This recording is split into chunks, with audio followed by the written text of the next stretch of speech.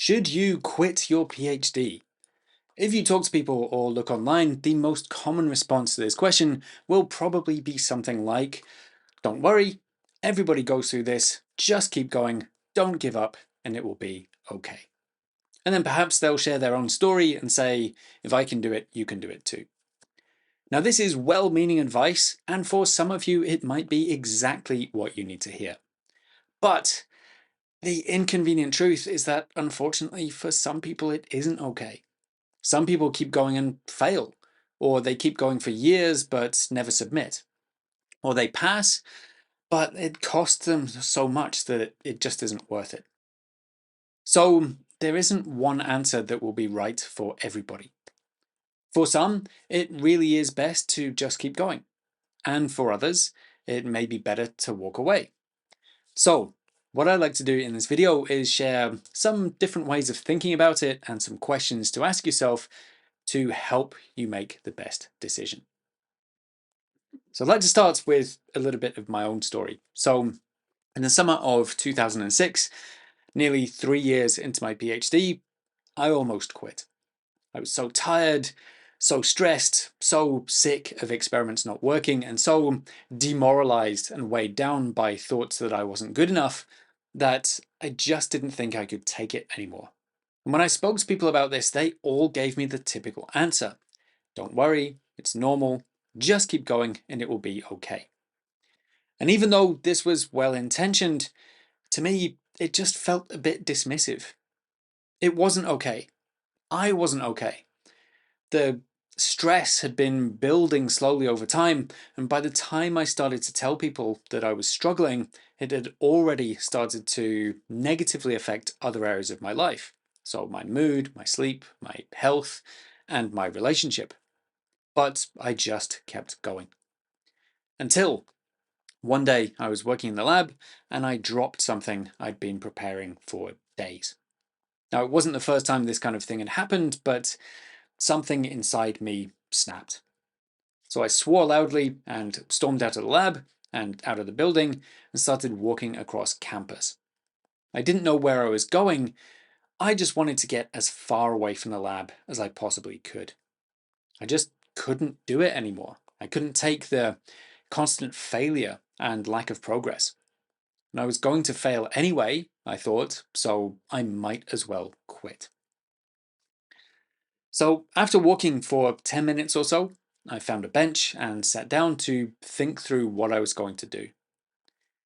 If I quit, I'd have to face telling my supervisor, my family, and my friends, but I figured they would understand. And if they didn't, honestly, I didn't care. I would also have to find a job, and I didn't know what I was going to do, but I figured I would find something. And whatever it was couldn't possibly be as bad as the PhD.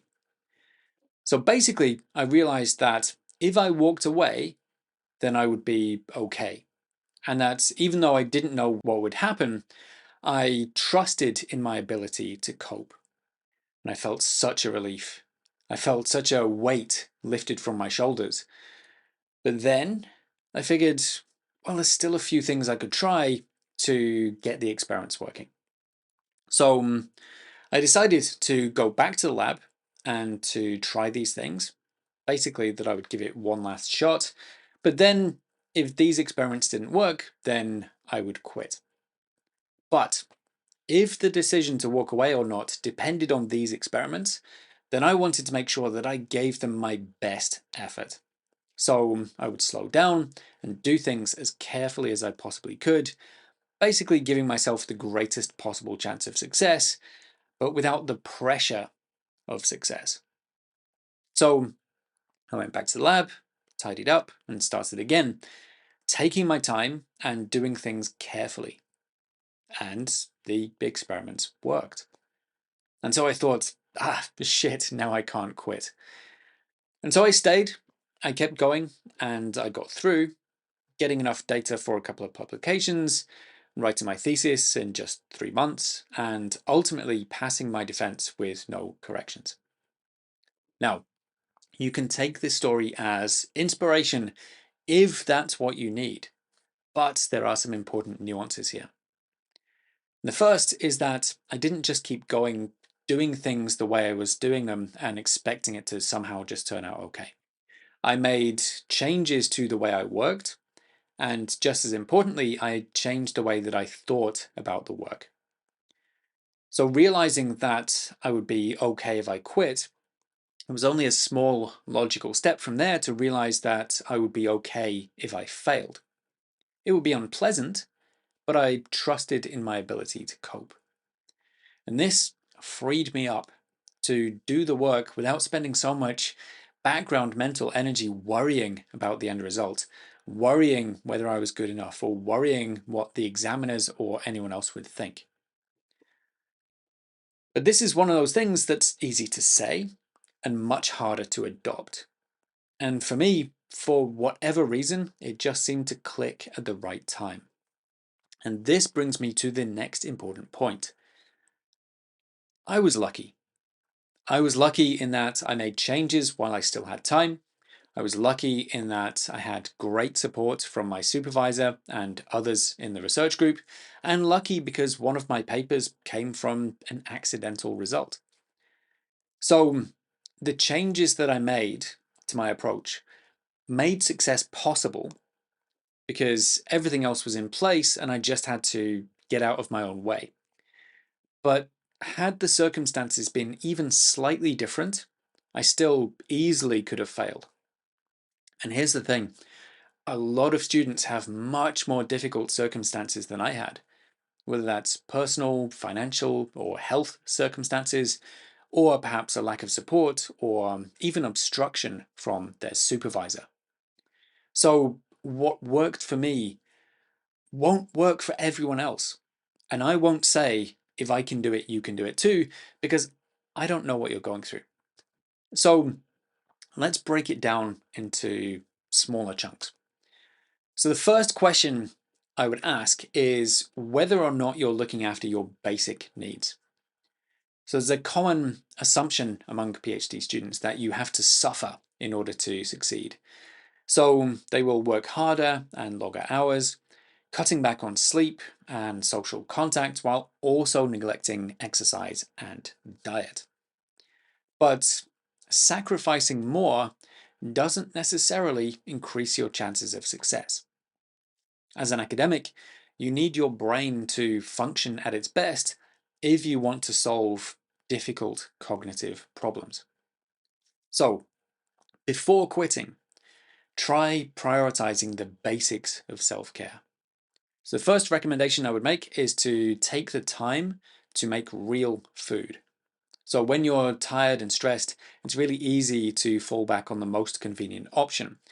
But the food you eat can have a big impact on your mood and mental performance.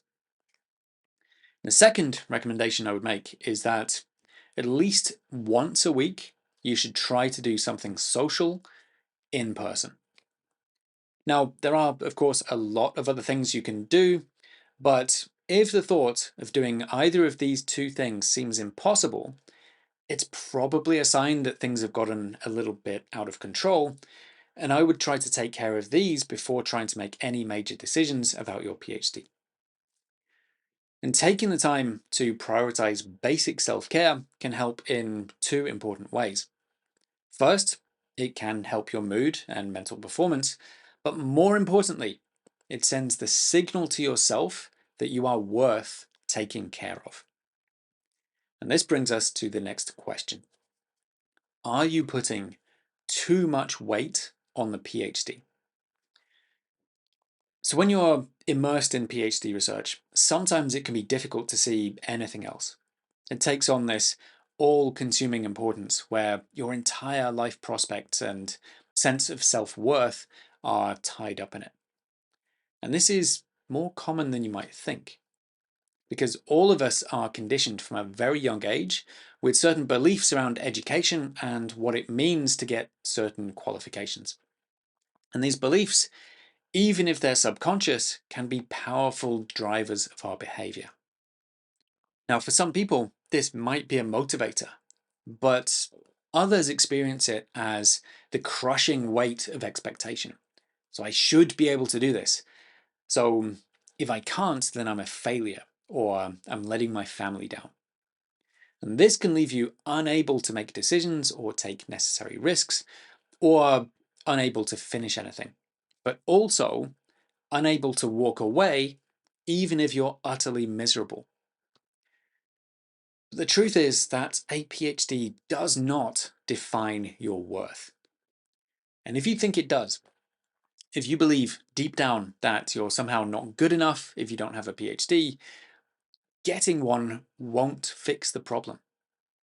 It will feel good for a few days, but the underlying insecurity won't go away just because you get to put doctor in front of your name. So instead of investing your entire sense of self-worth in the PhD, try to work with the assumptions that you are already enough, that you don't need to prove your worth to anybody, and that you have the ability to cope with whatever happens. And if these are things that you struggle with, then it may be worth speaking to a therapist and getting some help. Now, for me, realizing that I would be okay if I walked away or if I failed took the pressure off and freed me up to not only do the work, but enjoy the work without worrying about the end result. But as I mentioned earlier, I was also very lucky in that I had great support from my supervisor and others. And this brings us to the next question. Do you have the right support? So when you first applied for PhD programs, your main thought was probably about whether or not you would be accepted. But it's not just about you meeting the university's standards. They also have an obligation to give you appropriate support and guidance. And unfortunately, a lot of PhD supervisors completely lack the skills or empathy required to do this, acting as a barrier to their students' progress and development instead of a facilitator and mentor, often just saying, come back when you have a complete draft. Now, sometimes this is just because that's what their supervisor did. They stumbled through without any support, so they think this is what everyone should have to do. But sometimes, if you're really unlucky, you'll end up with a supervisor who's deeply insecure about their own position, so they maintain it by keeping others down. And then there are also some supervisors or institutions who will actively exploit their students, using them basically as indentured labor while giving zero support to the students' research. And they get away with this because nobody wants to complain. After being accepted into a PhD program, nobody wants to risk upsetting their supervisor and being cut adrift, especially if your sense of self-worth is tied up in the PhD. But if you aren't getting the right support, if you aren't learning anything from your supervisor other than how to suffer, why are you there? Why try to prove yourself to someone who doesn't care about you or who is exploiting you? And if you're afraid of what they might do, why would you stay? If you aren't getting the support you need, or if you are being actively mistreated, you should speak up. And the willingness to walk away removes any power that they might have over you. Now, one reason why some people stay in situations they shouldn't is simply because of the amount of time and effort and money they've already invested. Now, if there's a good chance of success, then it might make sense to invest a little more. But if the only reason you're staying is the sunk cost, then investing more might just dig yourself into a deeper hole. So I think it's important to pause and think about what the costs are in terms of time, energy, and money, as well as the potential impact on your health and relationships, and to make a conscious decision as to how much more you are willing to invest. For example, you could decide that you'll spend another year and that if you don't finish in that time, then you'll walk away. But then you also want to give yourself the best possible chance of success in that extra year. And this brings us to the final question, which is whether there is anything you can do differently. So, as Einstein maybe said, insanity is doing the same thing over and over and expecting a different result. So, if things haven't been working up to now, what might you be able to change? So, most often, what I'll recommend to most people is to simplify and prioritize, because one of the most common problems is simply trying to do too much. And typically, I'll advise prioritizing data collection and analysis over writing, because without the data and analysis, you don't have anything to write about. But then there may be other issues you need to address. For example, a lot of the students I've worked with have been struggling with undiagnosed ADHD. So they'll be frustrated that they can sometimes hyperfocus and work for 16 hours straight, but then be unable to do anything productive for 2 weeks. In that case, getting a diagnosis and finding effective coping strategies might be the answer. Or maybe you'll need to change supervisor or get some other help if they can't give you the support that you need. So, to sum up, I'm not saying that you should quit your PhD, but that it's okay to quit if it's really not right for you or if it's costing you too much. You have the choice. So stay if you really want to stay, but don't stay just because you feel you can't quit. Some people might judge you for it, but they don't deserve your consideration. And personally, I think that walking away is a sign of courage, and I have a lot of respect for people who make that decision. Above all, whether you stay or go, remember that you are enough. You don't need a PhD to prove your value, and you have the ability to cope with whatever happens. And finally, if someone comes to you saying they're struggling with their PhD, don't just say it's okay, everyone goes through this, because you might not know what they're going through. So let them talk rather than trying to reassure them that it's okay, because sometimes they don't need the problem solving, all they need is to be heard. So if you're struggling and thinking of quitting your PhD, or if you already quit, or if you decided to stay, please do share your thoughts and experiences in the comments below. And if you like this video, please do give it a like and subscribe, as it helps me to grow the channel and reach more people.